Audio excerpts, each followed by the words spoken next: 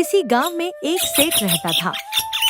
उसका एक ही बेटा था जो व्यापार के काम से परदेस गया हुआ था। सेठ की बहू एक दिन कुएं पर पानी भरने गई।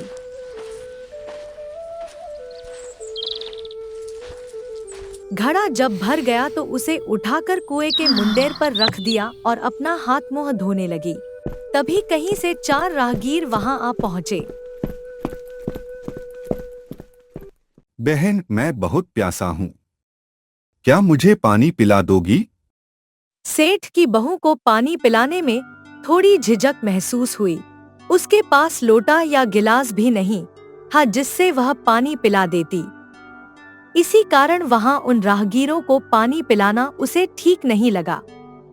बहू ने उससे पूछा, आप कौन हैं? मैं एक यात्री हूँ। यात्री तो संसार में केवल 2 ही होते हैं। आप उन दोनों में से कौन हैं? अगर आपने मेरे इस सवाल का सही जवाब दे दिया तो मैं आपको पानी पिला दूंगी, नहीं तो मैं पानी नहीं पिलाऊंगी। बेचारा राहगीर उसकी बात का कोई जवाब नहीं दे पाया। तभी दूसरे राहगीर ने पानी पिलाने की विनती की। बहू ने दूसरे राहगीर से पूछा, अच्छा तो आप बताइए कि आप कौन हैं? मैं तो एक गरीब आदमी हूँ। भैया, गरीब तो केवल 2 ही होते हैं। आप उनमें से कौन हैं? प्रश्न सुनकर दूसरा राहगीर चकरा गया। उसको कोई जवाब नहीं सूझा तो वह चुपचाप हट गया। बहन, मुझे बहुत प्यास लगी है। ईश्वर के लिए तुम मुझे पानी पिला दो। अब आप कौन हैं? बहन, मैं तो एक अनपढ़ गंवार हूँ। अरे भाई, अनपढ़ गंवार तो इस संसार में बस 2 ही होते हैं। आप उनमें से कौन हैं? बेचारा तीसरा राहगीर भी कुछ बोल नहीं पाया। अंत में चौथा राहगीर आगे आया और बोला, बहन, मेहरबानी करके मुझे पानी पिला दे। प्यासे को पानी पिलाना तो बड़े पुण्य का काम होता है। सेठ की बहू बड़ी ही चतुर और होशियार थी। उसने चौथे राहगीर से पूछा, आप कौन हैं? मैं तो बहन बड़ा ही मूर्ख हूँ। मूर्ख तो संसार में केवल 2 ही होते हैं। आप उनमें से कौन हैं? वह बेचारा भी उसके प्रश्न का उत्तर नहीं दे सका। चारों पानी पिए बगैर ही वहां से जाने लगे तो बहू बोली, यहाँ से थोड़ी ही दूर पर मेरा घर है। आप लोग कृपया वहीं चलिए, मैं आप लोगों को पानी पिला दूंगी। चारों राहगीर उसके घर की तरफ चल पड़े। बहू ने इसी बीच पानी का घड़ा उठाया और छोटे रास्ते से अपने घर पहुंच गई। बहू ने उन सभी को गुड़ दिया और पानी पिलाया। पानी पीने के बाद वे राहगीर अपनी राह पर चल पड़े। सेठ उस समय घर में एक तरफ बैठा यह सब देख रहा था। उसे बड़ा दुख हुआ। वह सोचने लगा, इसका पति तो व्यापार करने के लिए परदेस गया है और यह उसकी गैर हाजिरी में पराये मर्दों को घर बुलाती है, उनके साथ हंसती बोलती है। इसे तो मेरा भी लिहाज नहीं है। यह सब देख अगर मैं चुप रह गया तो आगे से इसकी हिम्मत और बढ़ जाएगी।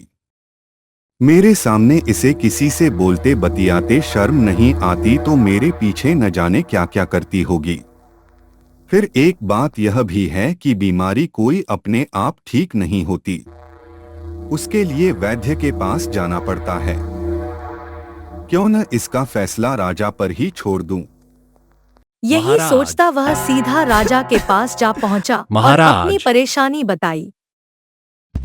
सेठ की सारी बातें सुनकर राजा ने उसी वक्त बहू को बुलाने के लिए सिपाही बुलवा भेजे और उनसे कहा, तुरंत सेठ की बहू को राजसभा में उपस्थित किया जाए। राजा के सिपाहियों को अपने घर पर आया देख उस सेठ की पत्नी ने अपनी बहू से पूछा, क्या बात है बहू रानी? क्या तुम्हारी किसी से कहासुनी हो गई थी जो उसकी शिकायत पर राजा ने तुम्हें बुलाने के लिए सिपाही भेज दिए? नहीं सासू माँ, मेरी किसी से कोई कहासुनी नहीं हुई है। आप जरा भी फिक्र न करें।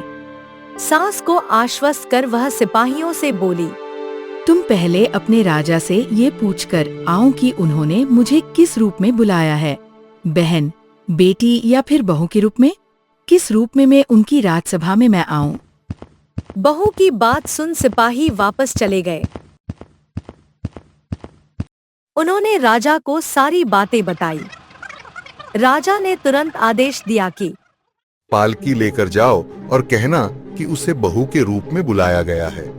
राजा ने आपको बहू के रूप में आने के लिए पालकी भेजी है। बहू उसी समय पालकी में बैठकर राजसभा में जा पहुंची।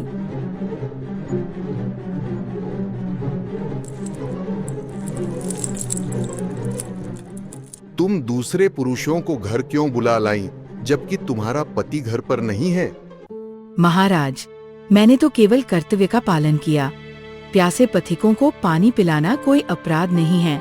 ये हर गृहिणी का कर्तव्य है। जब मैं कुएं पर पानी भरने गई थी, तब मेरे पास कोई लोटा या गिलास नहीं था।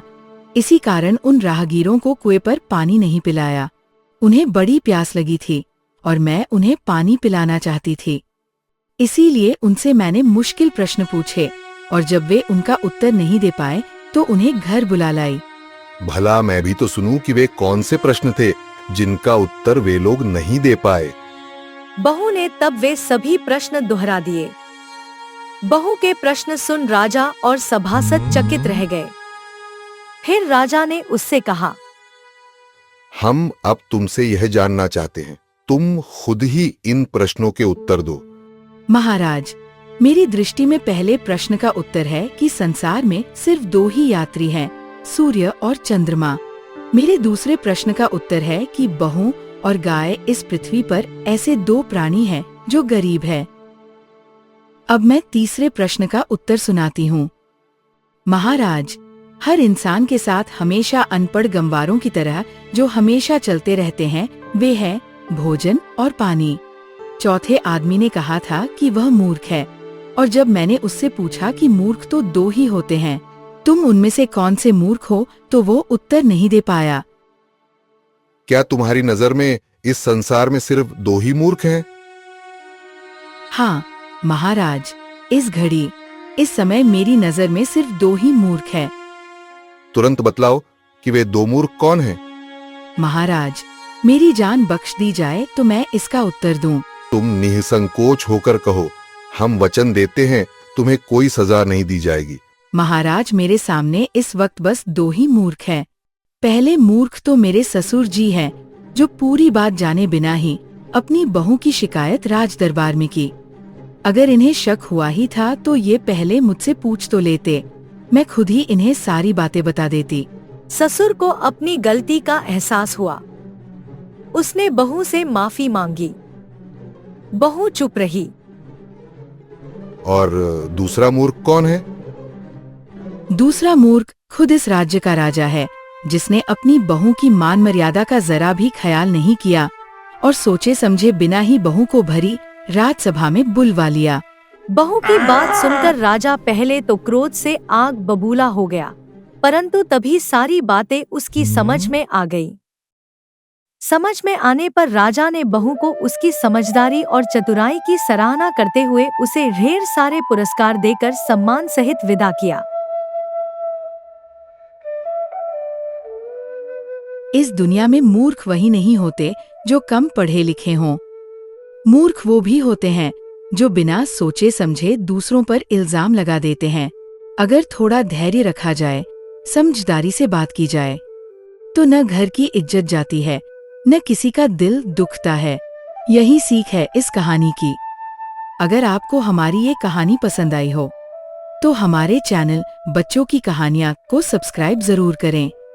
आपका एक छोटा सा साथ हमें और भी प्यारी प्यारी कहानियां बनाने की हिम्मत देता है। फिर मिलेंगे एक नई सीख और एक नई कहानी के साथ। तब तक अपने बड़ों का सम्मान करो और सच्चाई का साथ दो। धन्यवाद।